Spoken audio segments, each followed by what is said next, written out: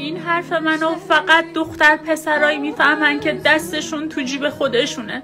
دیگه واسه این جوونی دلخوشی نداریم. تا کی بدویم واسه 2 قرون پول؟ تا کی حسرت ماشین این و اونو بخوریم؟ تا میاییم بخریمش هی گرون تر میشه. صبح تا شب کار میکنیم ولی داریم میبینیم یکی باباش براش خریده. خدایا کی میشه ما هم بشینیم پشت این ماشینه و دیگه پیاده نریم؟ پسرامون با 20 خردی سال دارن جوری کار میکنن که انگار 50 سالشونه. دخترامونم تو همین سن دارن خرج خودشون و خانواده‌شون رو میدن.